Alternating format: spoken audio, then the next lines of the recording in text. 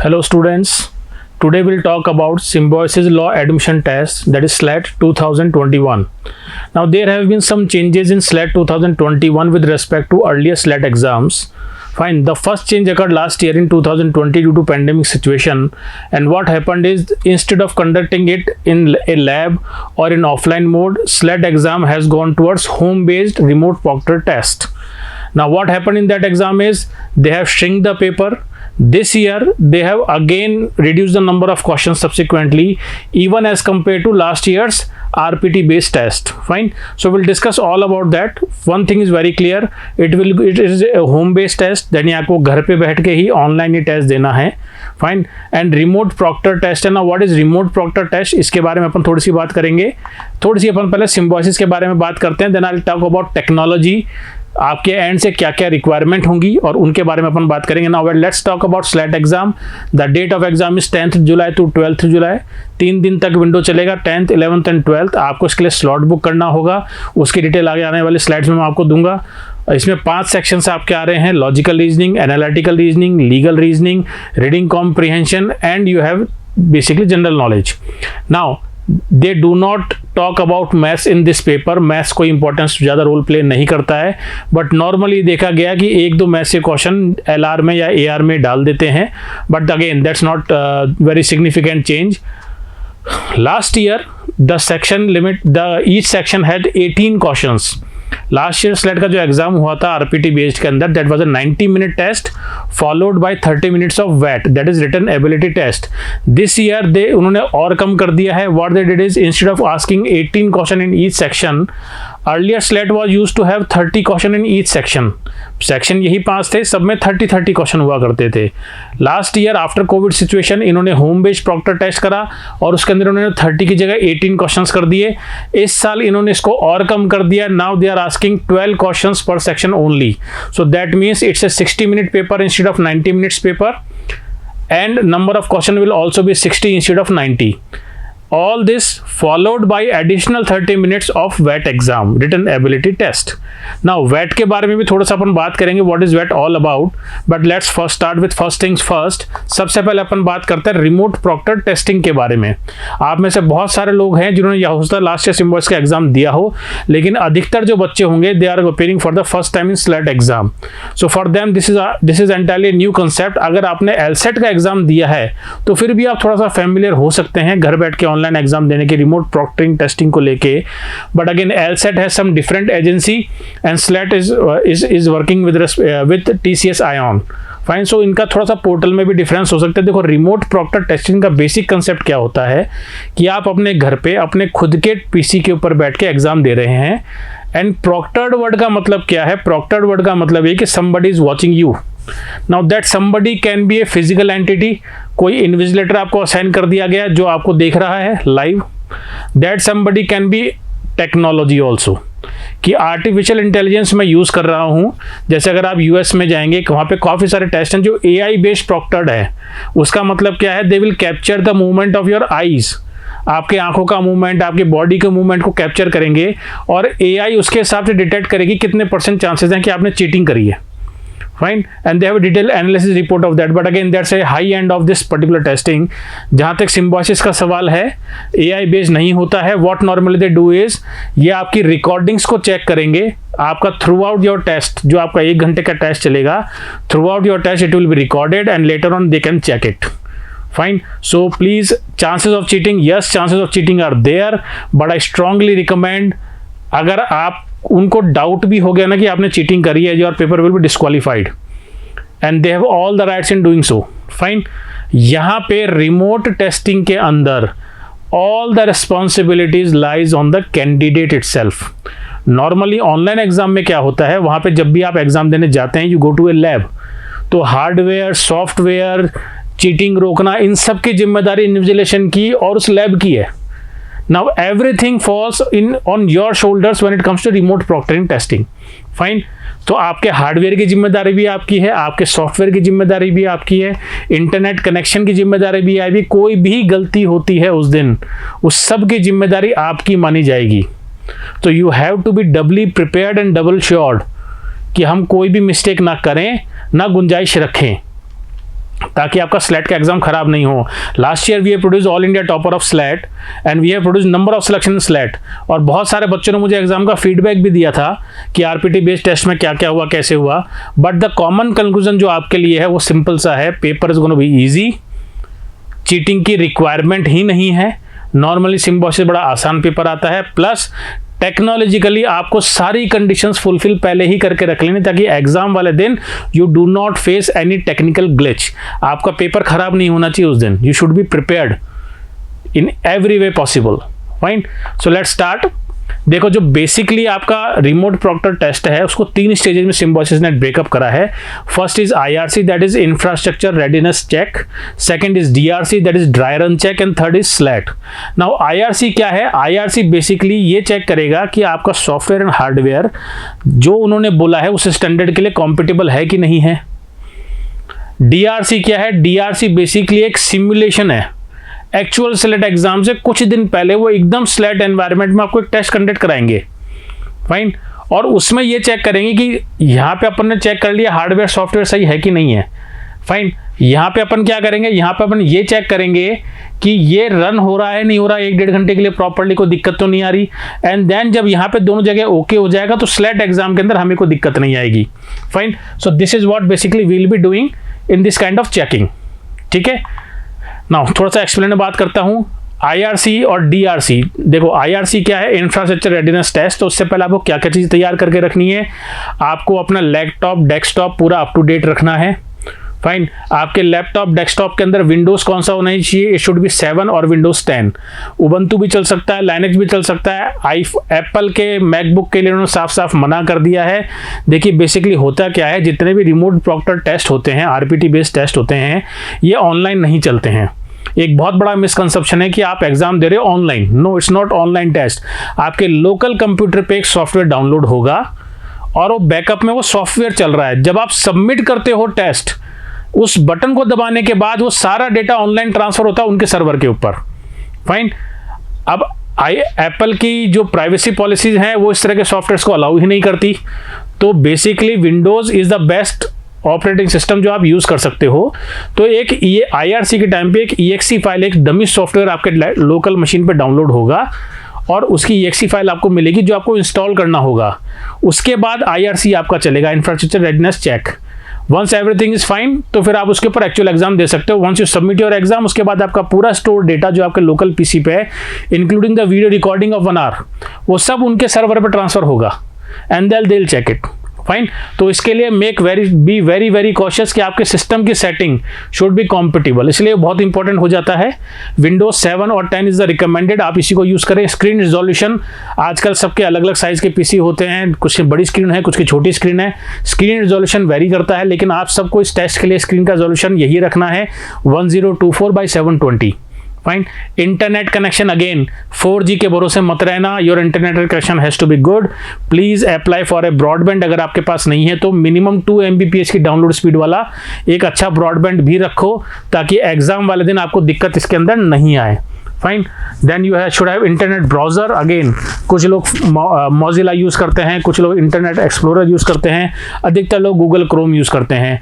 The most recommended is Google Chrome, क्योंकि Google Chrome इनके software को बड़े इजीली सपोर्ट करता है जिस पे RPT टेस्ट ये लोग कराएंगे।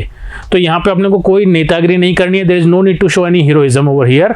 प्लीज इंस्टॉल गूगल क्रोम और उसका जो लेटेस्ट वर्जन है उसको अपडेट करके रखो।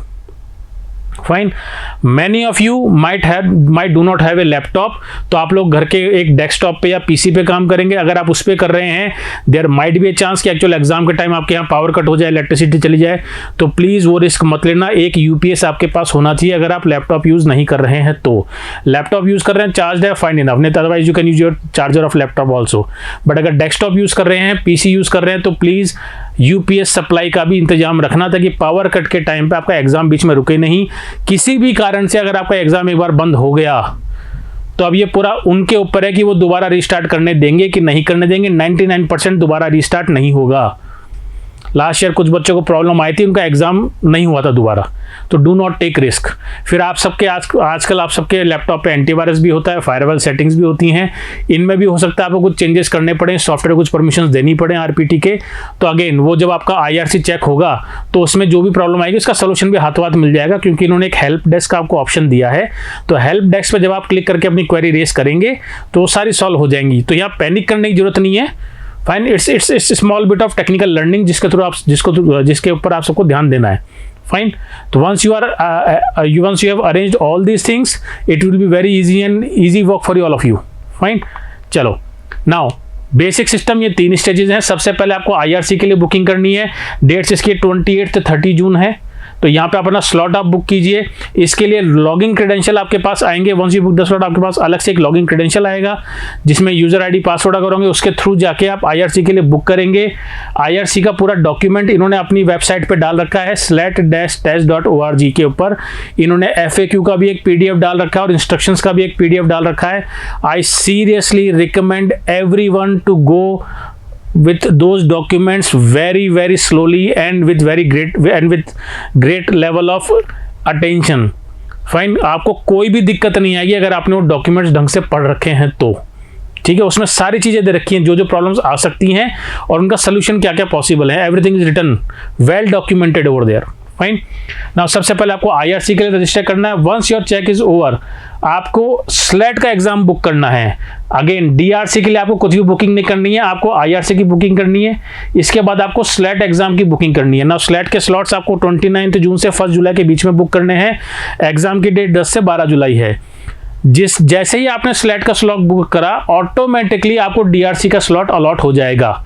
डीआरसी का स्लॉट आप खुद चूज नहीं कर सकते हैं, आप स्लैट का और आईआरसी का स्लॉट चूज कर सकते हैं। डीआरसी स्लैट के हिसाब से ऑटोमेटिकली अलॉट होगा। फॉर एग्जांपल स्लैट आपने 10 तारीख को चुना है तो उससे 6 दिन पहले 4 तारीख को आपको डीआरसी का स्लॉट अलॉट होगा और ये नॉन नेगोशिएबल है, इसमें कोई चेंज नहीं होगा। यानी आपको आईआरसी, डीआरसी और स्लैट 3 बार इनके साथ रहना है, इस प्रोसेस के थ्रू गुजरना है जिसमें कोई इफ्स एंड बट्स नहीं है, इसमें कोई कंसिडरेशन नहीं है।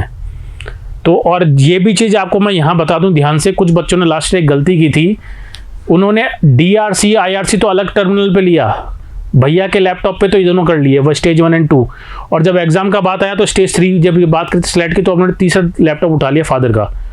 It won't work. जिस लैपटॉप पे या जिस डेस्कटॉप पीसी पे आप आईआरसी और डीआरसी कर रहे हो सेम उसी डिवाइस के ऊपर आपको स्लैट एग्जाम भी देना है। फाइन, ये गलती मत करना कि ये डीआरसी में तो अलग लैपटॉप पे ले लिया और स्लैट एग्जाम में अलग लैपटॉप से दे रहा हूँ।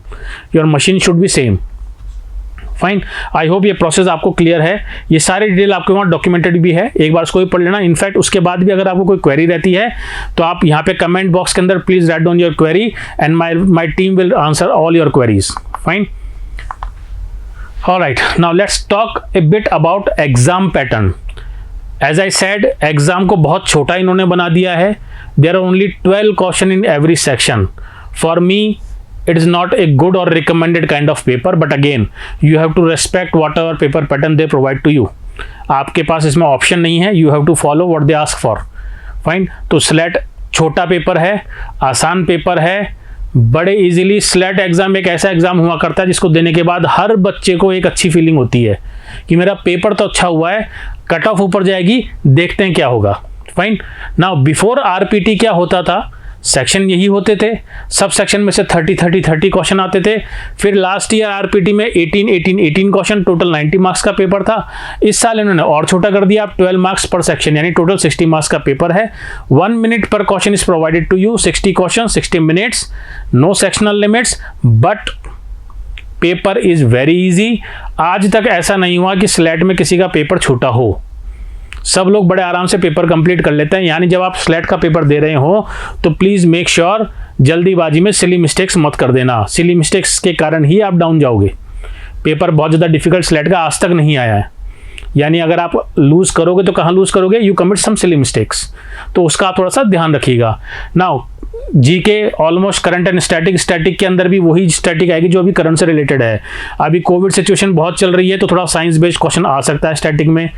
फार्मा बिल चल रहा है, बहुत सारे इश्यूज हैं, तो कुछ पॉलिटी बेस्ड क्वेश्चंस भी आ सकते हैं। अभी ट्विटर के ऊपर right of freedom, whatever you writing on internet, social media, उससे रिलेटेड कुछ स्टैटिक के क्वेश्चन आ सकते हैं। अदरवाइज 99% आप ही मान के चलिए majority of the paper would be current affairs. Fine. Legal reasoning की अगर मैं बात करता हूँ, old fashion legal reasoning is there, principle, fact and then you have to mark out the options. जो एलेट का लीगल रीजनिंग है वैसा ही स्लेट का भी है, उसी तरह के आएंगे। यहाँ कुछ लीगल मैगजीम्स भी आपसे पूछे जा सकते हैं स्टैटिक लीगल जीके के, which will be very common kind of legal magazines. ठीक है। इंग्लिश के अंदर अगेन लास्ट ईयर इन्होंने क्लैट ने जब पेपर पैटर्न चेंज किया तो इन्होंने भी चेंज कर दिया। अब यहाँ पे ये लोग नहीं बोल रहे हैं कि हम डायरेक्टली ग्रामर या वोकैब या ईयू पूछेंगे, we are going to ask for reading comprehension, but again in some questions you may find some grammatical based question और some vocab based question from the passage itself. Fine. More और less would be RC. Analytical reasoning, puzzle, sitting arrangement, एक या दो maths के question हो सकते हैं, कुछ क्लॉक्स एंड कैलेंडर के क्वेश्चन हो सकते हैं, बट सिर्फ 12 क्वेश्चन है तो बहुत ज़्यादा वैरायटी इनको बात डालने का क्वेश्चन नहीं है। हर टॉपिक में से एक एक दो क्वेश्चन डालेंगे तो ही 12 क्वेश्चन कंप्लीट हो जाएंगे। तो AR और आपका AR and CR, logical reasoning and analytical reasoning, बहुत ज़्यादा इनमें डिफरेंस नहीं आने वाला है। Fine. One very important element that changed last year is written ability test. Last year क्या हुआ था, इन्होंने पहले नॉर्मली क्या होता था, पहले इसको समझो। स्लेट एग्जाम होता था, रिटन एग्जाम के रिजल्ट डिक्लेयर होता था, रिजल्ट डिक्लेयर होने के बाद ये कट ऑफ डिक्लेयर करते थे। जो बच्चे उस कट ऑफ मार्क्स को क्लियर करते थे, कट ऑफ कोर्स वाइज आती थी। आपने पुणे में अप्लाई किया है, पुणे के अंदर भी आपने BA-LLB के अप्लाई किया है कि BBA-LLB के अप्लाई किया है, दोनों की अलग कट ऑफ आएगी। Same with Noida, same with other colleges. Fine. What happened is, अगर आपने कट ऑफ क्लियर की है, जिस कोर्स और जिस कॉलेज के लिए आपने अप्लाई किया है, अगर उसकी कट ऑफ आपकी क्लियर है, then you get a call of वेट and interview. Fine.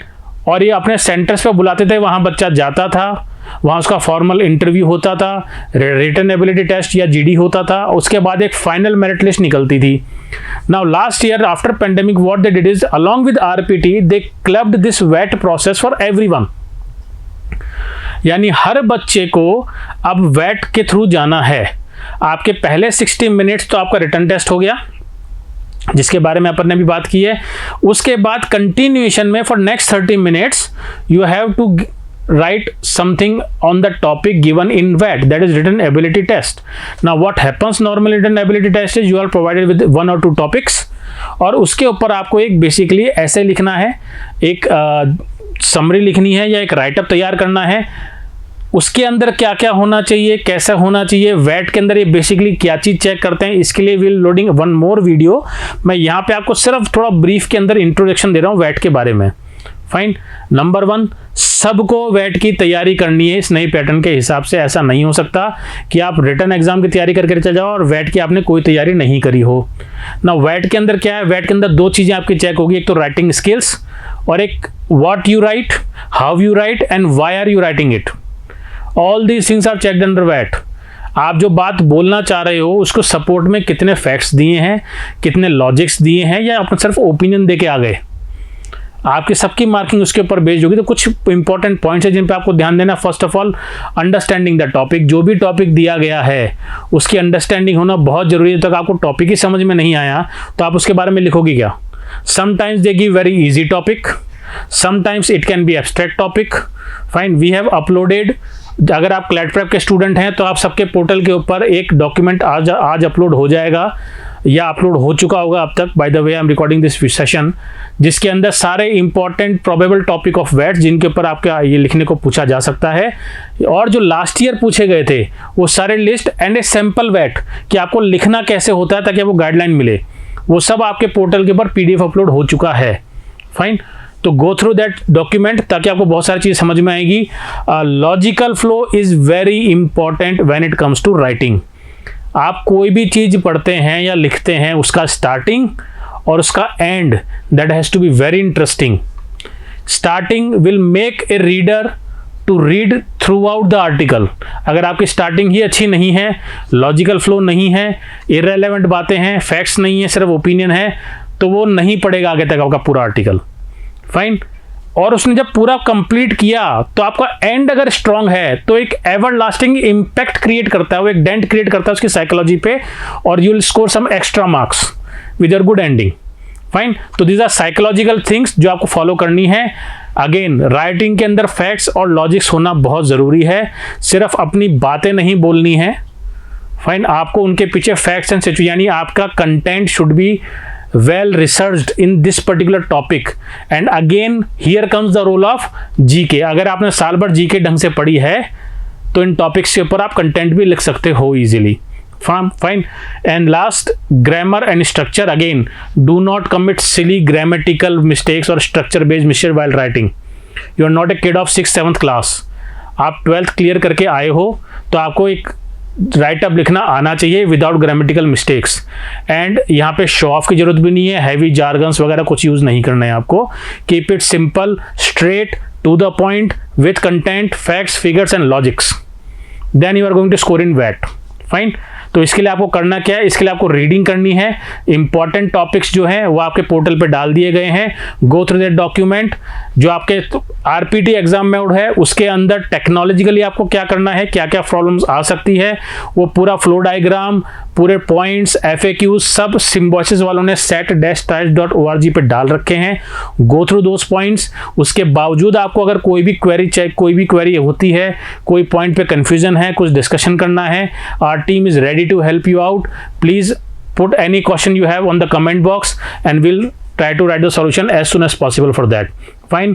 So please stay at home, prepare hard, best of luck for your SLET exam. और कोई issue है, write in the comment box and we'll answer it.